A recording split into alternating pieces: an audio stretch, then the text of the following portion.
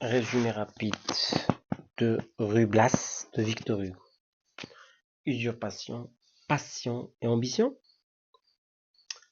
En quelques mots, Ruy Blas est un récit complexe de passion, de trahison et de quête de pouvoir dans l'Espagne du XVIIe siècle.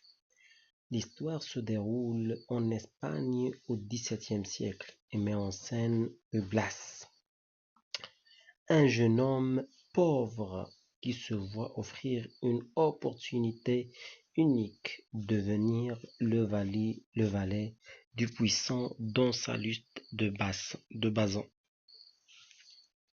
Mais lorsque Ruy Blas rencontre la belle et noble reine d'Espagne, Donna Maria, il tombe amoureux d'elle. Oui, c'est encore une histoire d'amour. Prêt à tout pour la conquérir, il se fait passer pour un noble et se trouve mêlé à des intrigues politiques et amoureuses complexes. Entre trahison, passion et ambition, Ruy Blas se débat dans un monde corrompu, offrant une critique acerbe de la société et du pouvoir. Les personnages de Ruy Blas. Plusieurs personnages jouent un rôle dans cette pièce de théâtre, touchant au domaine de l'imposture et l'usurpation, de l'amour et de la passion. On compte 5 personnages principaux au total. Ruy Blas, le protagoniste de l'histoire, un jeune homme pauvre qui devient le valet de Don Salluste de Bazan et tombe amoureux de la reine d'Espagne. Donc, Ruy Blas, c'était l'instrument utilisé par Salluste de Bazan pour se venger de la reine. Don Salluste de Bazan, un aristocrate déchu et machiavélique qui engage Ruy Blas pour exécuter ses plans de vengeance contre la reine d'Espagne. Donna Maria de Neubourg. Donna Maria de Neubourg, la reine d'Espagne, belle et noble, dont Ruy Blas tombe éperdument amoureux. Don César de Bazan, le frère de Don Salluste, un homme désinvolte et plein d'espoir, qui apporte une touche d'humour à la pièce. Le marquis de Santa Cruz, le favori de la reine, un personnage politique influent qui se trouve impliqué dans des intrigues de pouvoir. D'autres personnages secondaires participent activement à l'intrigue et doivent être connus pour cela. Don Buritan, un serviteur fidèle de Don Salluste. Casilda, la cousine de Ruy Blas, qui a également des sentiments pour lui. La duchesse d'Albuquerque, une noble femme de la cour qui joue un rôle dans les jeux de pouvoir. Les courtisans, les nobles, les serviteurs et autres personnages de la cour d'Espagne qui contribuent à l'intrigue et au développement de l'histoire. Prêt à vous lancer dans la lecture des différentes intrigues à travers les 5 actes du Ruy Blas. Donc, acte 1, Don Salluste. L'intrigue débute dans un salon du Palais du Roi à Madrid. L'intrigue débute dans un salon du Palais du Roi à Madrid. On voit Don Salluste de Bazan, ministre de la police du roi Charles II, ce qui situe la pièce à la fin du XVIIe siècle, méditer sa vengeance. Il est en effet tombé en disgrâce du fait de la reine d'Espagne, Donna Maria de Neubourg, Il voudrait se servir de son cousin, Don César, mais celui-ci refuse, interdit par son honneur. Cependant, Rubla- Rublas, le valet de Don Salluste, avoue à Don César son amour pour la reine, malgré le fait qu'il se sait par là un ver de terre amoureux d'étoiles. Don Salluste a tout entendu. Il fait donc enlever pour son propre dessein Don César et dicte des lettres compromettantes à Rublas. Il le présente ensuite à la cour comme son cousin, Don César, et lui ordonne de séduire la reine, afin de devenir son amant. Acte 2. La reine d'Espagne. La reine d'Espagne. Dans un salon contigu à sa chambre, la reine s'ennuie. Et l'Allemand, loin de son pays, d'être prisonnière de son statut et d'être toujours abandonnée par son époux. Seule, elle se prend à rêver à l'inconnu qui lui a déposé des fleurs et un billet. Elle laisse porter par son désir un bout de dentelle sur une grille. Entre alors Rublas, devenu entre-temps écuyer de la reine. Il arrive avec une lettre signée du roi. Elle reconnaît alors, grâce à une blessure à la main et à cette dentelle, son admirateur secret. Mais Don Guriton, le vieil aristocrate également épris de la reine, provoque ce dernier en duel. Cependant, la reine intervient. Elle envoie le vieux jaloux en mission chez ses parents à Neubourg, en Allemagne. Acte 3. Rue Blas. Dans la salle du gouvernement du palais royal, on retrouve 6 mois plus tard des conseillers qui commencent l'ascension de Rue Blas, toujours connu sous le nom de Don César. Il est désormais Premier ministre. Il se dispute néanmoins des biens de l'Espagne, et l'homme les fustige d'une tirade méprisante. Bon appétit, messieurs. Bon appétit, messieurs. Dans la salle du gouvernement du palais royal, on retrouve 6 mois plus tard des conseillers qui commettent l'ascension de Rublas, toujours connu sous le nom de Don César. Il est désormais Premier ministre. Il se dispute néanmoins des biens de l'Espagne et de l'homme, et l'homme les fustige du tirade du président. Bon appétit, messieurs.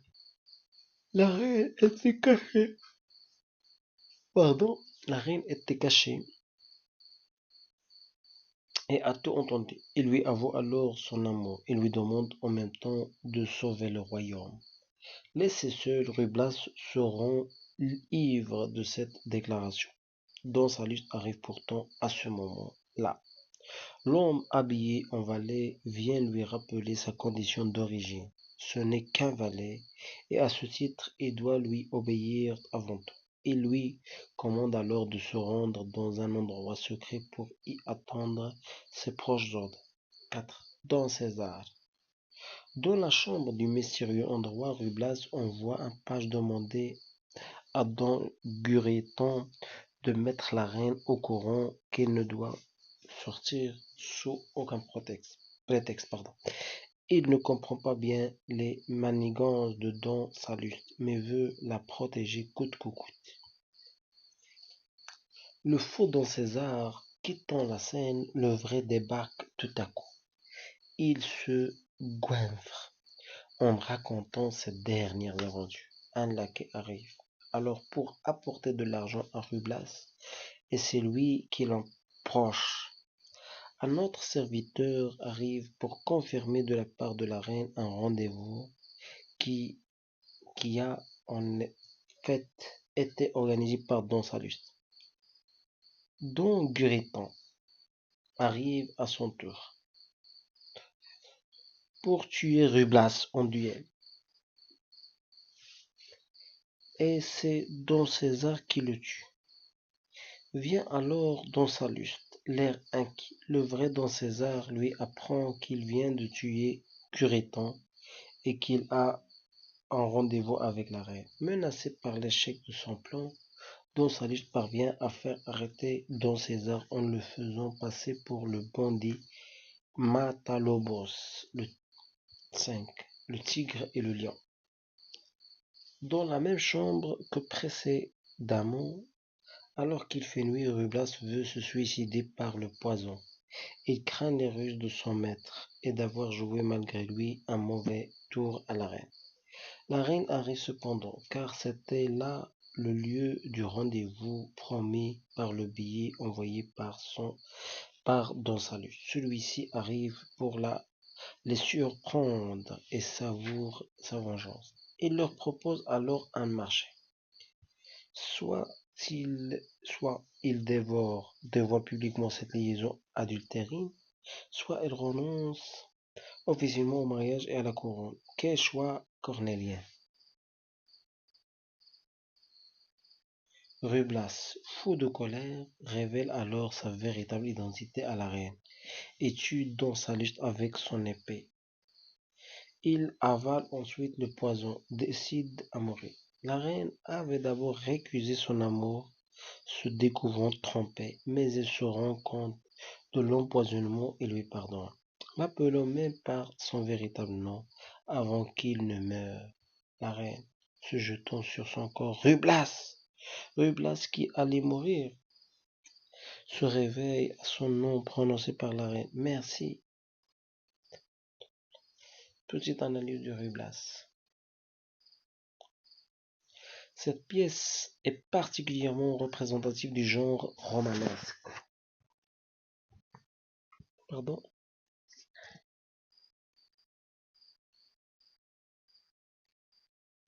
Cette œuvre est particulièrement représentative du genre romanesque. Dont Victor Hugo est par ailleurs l'un des chefs de file. On y trouve ainsi plusieurs aspects intéressants pour l'analyse. L'histoire en arrière-plan. Dans le drame romantique, la transformation de la société, qu'elle en soit à ses débuts ou bien bloquée ou encore prophétisée, constitue l'une des principales thématiques. Mais l'époque est aussi la censure. Aussi, pour la contourner, il est nécessaire de puiser ses références dans l'histoire et établir des parallèles entre l'époque passée et l'époque contemporaine. Rublas met ainsi en scène la crise vécue par la noblesse, née de la décadence monarchique. Les nobles sont en effet séparés en deux groupes. D'un côté, les pillards qui sont uniquement préoccupés par leurs intérêts personnels, comme Don Salluste. Exactement. De l'autre, les aventuriers dégoûtés de la charge publique comme Don César. En toile de fond s'impose pourtant une autre force, sur qui tout repose, puisqu'il a l'avenir mais n'a pas le présent. Il s'agit du peuple. Et c'est Rublas qui l'incarne, lui qui regarde d'en bas cette reine qui le voit d'en haut. Les personnages romantiques, d'après ce qu'écrit Victor Hugo lui-même dans sa préface. Le sujet philosophique de Rublas, c'est le peuple aspirant aux régions élevées. Le sujet humain, c'est un homme qui aime une femme. Le sujet dramatique, c'est un laquais qui aime une reine. Il y a donc dans Rublas une intrigue à trois mouvements.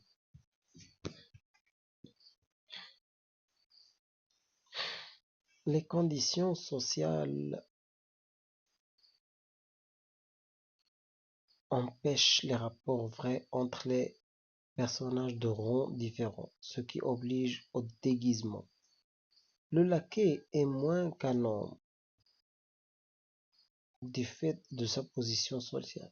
La reine souffre de préjugés induits par son rang, qui rentre en contradiction avec les élans de son cœur. De fait, tous les personnages sont assimilables à des exilés.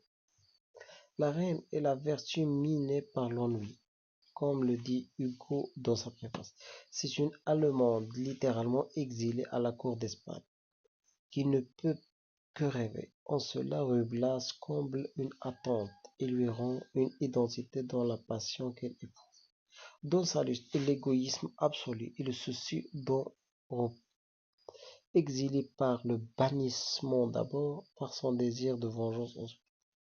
Dans César, le désintéressement et l'insouciance est une espèce d'exilé volontaire de la société. Il dépense sa vie en plaisir, seulement encore soucieux de son bonheur. Ruy-Blas est le génie et la passion bridée par la société. Il vit dans un rêve qui se brise sur son identité de laquelle le masque qu'il porte, celui de Don César, l'oblige à compromettre son discours politique autant que sa parole amoureuse. C'est la mort qui finalement rendra son rêve, la passion. Dans le drame romantique, la valeur absolue, c'est l'amour. Il entre néanmoins en conflit avec la société et ses conventions, qui ne sont en réalité que des contraintes. Cette passion impossible donne à voir la reine comme une figure adorée. La pièce peut développer toute la mythologie romantique de la femme aimée, qui devient une figure de l'idéal, certes inaccessible, mais digne du sacrifice. Cette passion impossible donne à voir la reine comme une figure adorée. La pièce peut développer toute la mythologie romantique de la femme aimée, qui devient une figure de l'idéal, certes inaccessible, mais digne du sacrifice. Individu et société. Le romantisme pose toujours la question de l'individu. Cette notion inventée par les Lumières du siècle précédent. L'individu s'inscrit en effet dans un rapport contradictoire et conflictuel avec la société, ce qui révèle en creux sa douloureuse solitude. Cette crise de l'individu romantique est bien mise en lumière par Ruy-Blas.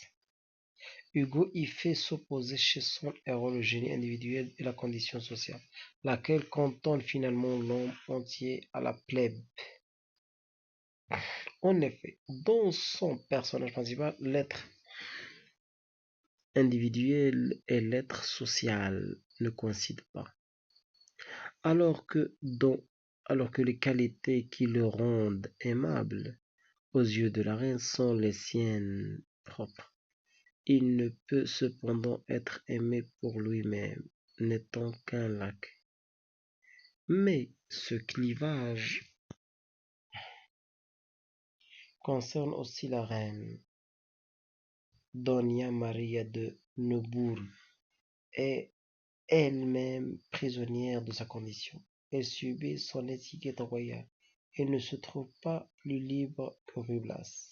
Le pire étant que ces deux personnages se trouvent victimes de l'influence de la société sur leur mode de pensée. Ruy-Blas exerce ce jeu de dupe, mais se trouve parfait en grand du monde féministe. La reine, quant à elle, souscrit à l'idée que les qualités propres d'un individu témoignent de son rang social. Inversement, le masque est l'imposture.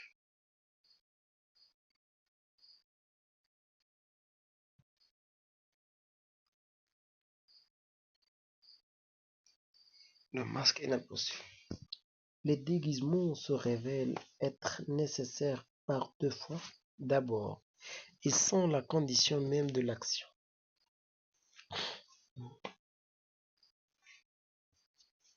Ruy-Blas doit se déguiser en Don César pour obéir à Don Salluste. Ensuite, ils traduisent la division de l'être. Ruy-Blas aspire à la mort de la reine, c'est-à-dire qu'il se pose en contradiction avec sa position de servant. Mais on peut en dire encore plus de Ruy-Blas, qui peut être considéré comme triplement double. Il est le double de Salluste, en tant qu'il obéit au désir de celui-ci. Il est le double de César puisqu'il prend son identité aux yeux de la reine. Il est double de lui-même puisque grâce au masque, il investit sa part noble. C'est donc son identité elle-même qui se trouve triplée. Comme double de Salluste, le laquais obéit au maître, d'autant plus soumis qu'il est l'exécuteur et la condition sine qua non de ces manipulations. Comme double de Don César, il réalise la vie de celui-ci par procuration. Pardon.